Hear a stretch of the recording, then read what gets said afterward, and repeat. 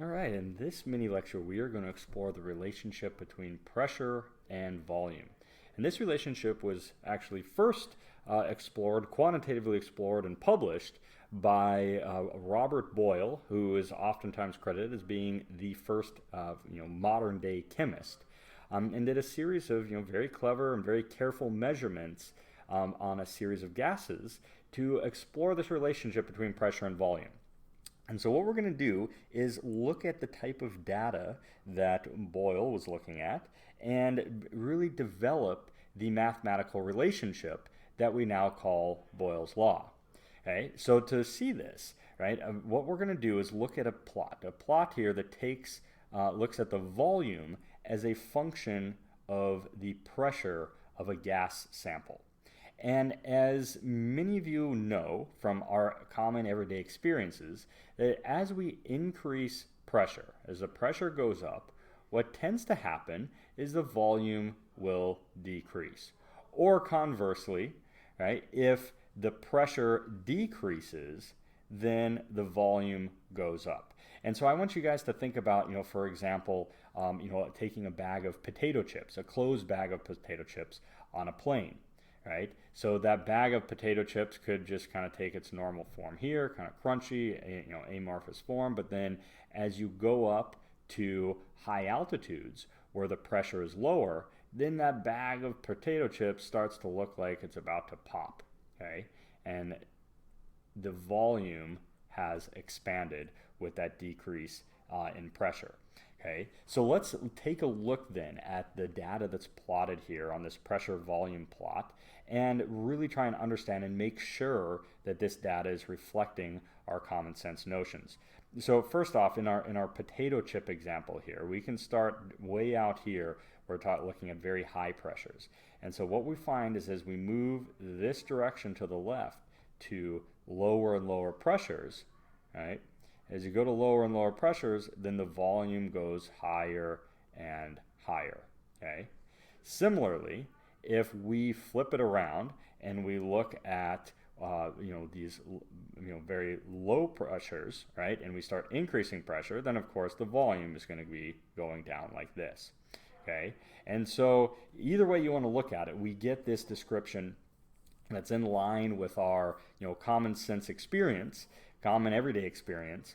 And so our task now, as a scientist or as a student of science, is to build now a mathematical relationship that describes the relationship between pressure and volume. Okay?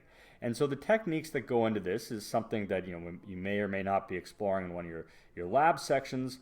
That suffice it to say, you can think about this as essentially fitting a function, right? A function where we're going to find a function f, right, of p, right, that's going to describe the volume. So our volume is going to be some function of p.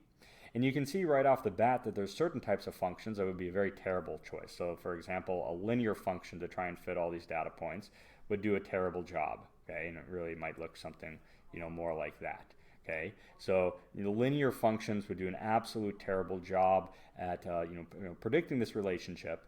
And so what you can do is try a variety of different mathematical functions, and what you'll see is that the best function is the so-called 1 over x function, or in this case 1 over p.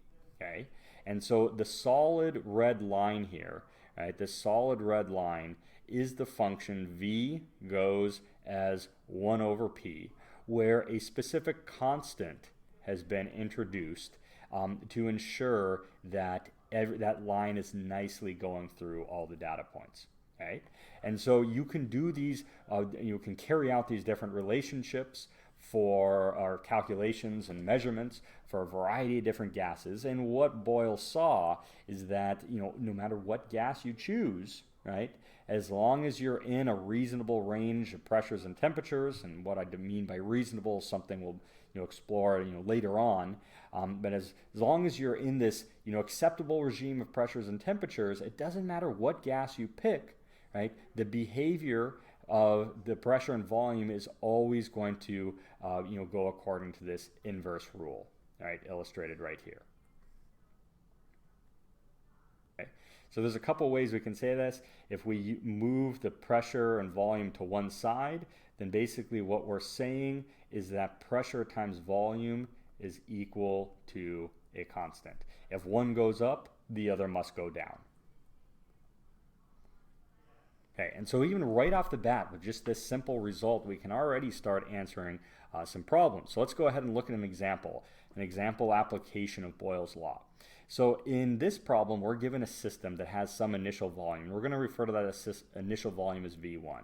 Okay, so initial volume is going to be V1 and some initial pressure. We're going to call that P1. Okay. Then what we are asked to do is figure out what the final pressure is going to be. So final pressure, we'll call that P2, if the volume is reduced by a factor of 3. Okay. So we're going to know that the final volume V2, right, is going to be equal to that initial volume but reduced by a factor of 3. So it's going to be V1 divided by 3. Okay, so effectively what we have here is 4 variables, V1, P1, P2, and V2, right? 4 variables. And we need to now solve for this unknown variable, right, P2. So the first thing that we need to do is come up with a mathematical relationship, an equation that relates all of these variables. Okay, and we're going to use Boyle's law to do it. So remember, Boyle's law tells us that for a given state, right, for example, this first state, for a given state, P1, V1, right, this product is going to be equal to a constant.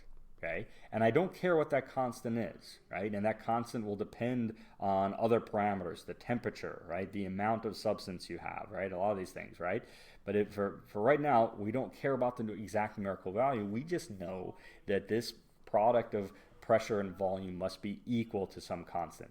Similarly, right, this product of pressure and volume for this second state, this final state, so V2 times P2, is also going to be equal to a constant.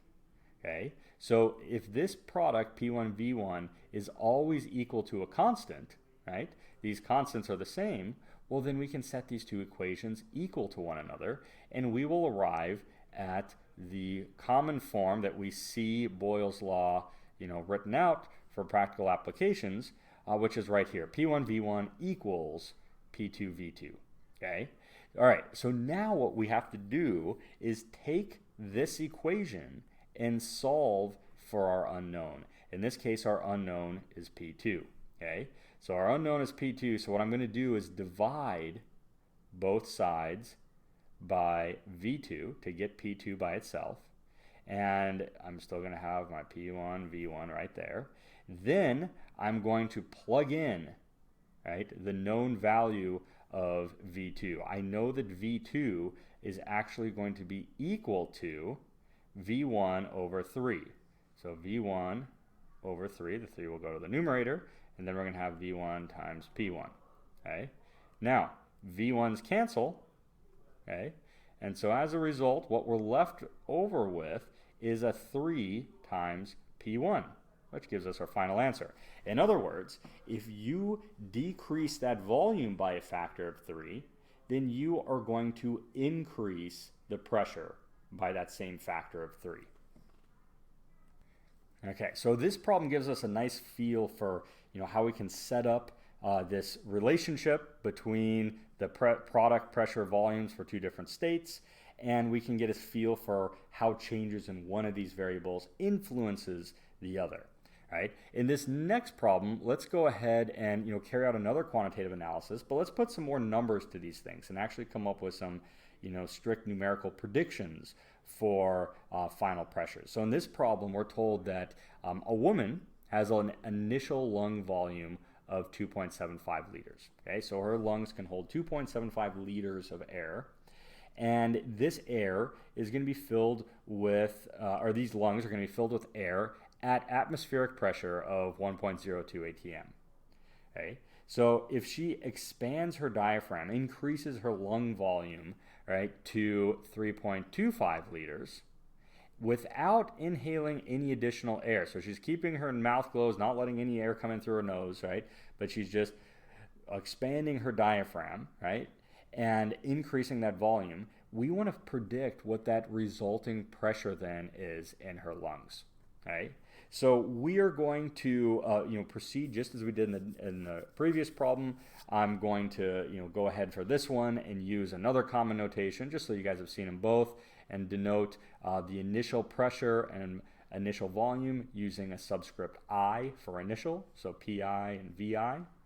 And then we'll express the final pressures and volumes using a little subscript F. Okay? And we saw in the previous problem that by virtue of Boyle's law, we know that the product of the pressure volume for the initial and the final states must be equal to one another. Okay? So our task now is then to identify what it is that we're given and what it is that we need to find. So we know that the initial lung volume, VI, is 2.75 liters. Okay? And we know that that initial pressure is the atmospheric pressure of 1.02 atm. Okay? The question is then asking us to figure out what that final pressure is, right? Knowing that the final volume has been increased to 3.25 liters. In other words, we need to solve for our final pressure. So solving for the final pressure, right, we basically take our PI VI equals PF VF.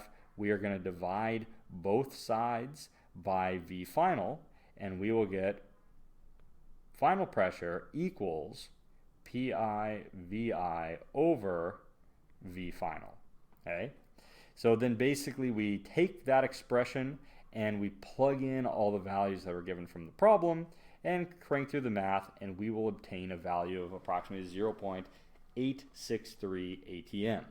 Okay? So in other words, and we can do a little sanity check here, we are going to be decreasing the pressure, right? And so does this make sense? Well, we started off at a low volume, we went to a higher volume without changing any other variables, and so yes, we would predict that pressure to be lower.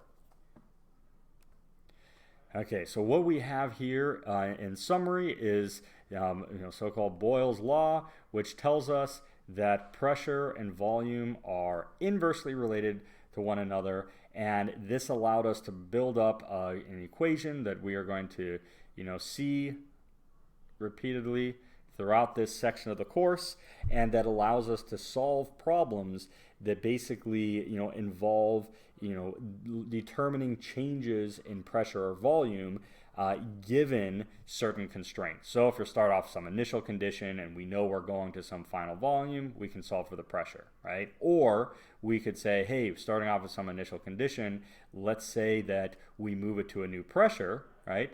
Then we want to go ahead and predict what that volume would be. Okay, so these problems can be set up in a variety of different ways, and you'll get an opportunity to look at this from a variety of different angles in the associated practice problems. Suffice it to say, you're basically setting up the given data, plugging given data into this single relationship here, where you're going to have 4 variables. You're going to be given 3 of the variables in the problem, and you're going to be solving for the unknown 4th variable. Okay. So now that we've explored this relationship between pressure and volume, we're now ready to go on to our next mini lecture, which is going to explore Charles's law, which gives us a relationship between volume and temperature.